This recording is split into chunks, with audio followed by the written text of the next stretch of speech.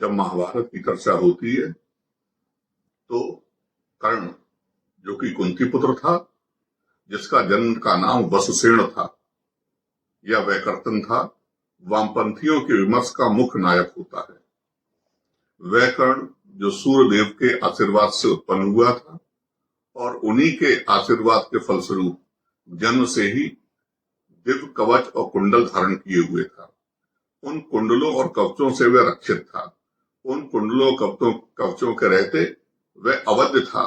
ध्यान दे, वह अवध्य था, अपराजय नहीं था। उसने दुर्योधन के लिए कुछ झूठी मूठी दिग्विजय भी की थी, जिसमें उसने 2-4 छोटे मोटे राजाओं को पराजित किया था और उसे ही बार बार गाया जाता था कि उसने दिग्विजय की थी। और उसके अपराजय होने का झूठा मिथक वामपंथियों ने रचा। महाभारत के अनुसार वे आमने सामने के युद्ध में 7 अलग अलग योद्धाओं के द्वारा 14 या 15 बार पराजित हुआ था। इन पराजयों में 4 पराजय तो ऐसी थी जो उसके कवच और कुंडल दान करने से पूर्व हुई थी। आइए देखते हैं 4 पराजय कौन सी है। पहली पराजय उसकी हुई थी पांचाल नरेश द्रुपद के हाथों।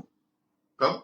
इसके लिए पढ़ें आप महाभारत का आदि पर्व अध्याय 137। दूसरी, कुंती पुत्र अर्जुन से द्रौपदी के स्वयंवर के समय, आदि पर्व अध्याय 189। तीसरी पराजय गंधर्व चित्रसेन के द्वारा, वन पर्व अध्याय 241। और चौथी बार फिर अर्जुन से विराट पर्व अध्याय 60। इसके अतिरिक्त भी वह अर्जुन से 3 बार पराजित हुआ था। द्रोण पर्व अध्याय 145, द्रोण पर्व अध्याय 159 व कर्ण पर्व अध्याय 91। इसके बाद महाबली भीमसेन ने उसे 5 बार पराजित किया था। द्रोण पर्व अध्याय 129, अध्याय 131, अध्याय 134 व अध्याय 136 तथा कर्ण पर्व अध्याय 50। युधिष्ठिर ने भी कर्ण को आमने सामने के युद्ध में 1 बार पराजित किया था, कर्ण पर्व अध्याय 49। अभिमन्यु से भी वह 1 बार पराजित हुआ था, द्रोण पर्व अध्याय 40 तथा अर्जुन के प्रिय शिष्य सात्विकी के द्वारा भी 1 बार कर्ण पराजित हुआ था, द्रोण पर्व अध्याय 147।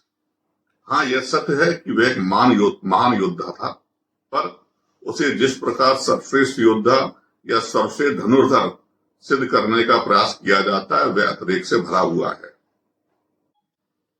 क्योंकि भीष्म पितामह, गुरु द्रोणाचार्य, गुरु कृपाचार्य व अश्वत्थामा जैसे धनुर्धरों का तो उसने कभी सामना भी नहीं किया था, क्योंकि वे उसके पक्ष में ही थे। उसमें मात्र एक गुण था, वह था दानवीर होने का, पर अनेक अवगुण भी थे। सर्वप्रथम ईर्ष्या, दूसरा कपट और तीसरा निर्दयता। कर्ण के दानवीरता वाले गुण पर चर्चा अन्य किसी वीडियो में करेंगे। पुनः आप सबसे निवेदन, स्वाध्यायी बने, अपने धर्म ग्रंथों की प्रमाणिक प्रतियों का अध्ययन करें व धर्म पर अडिग रहें। जय श्री राम, जय श्री कृष्ण वासुदेव।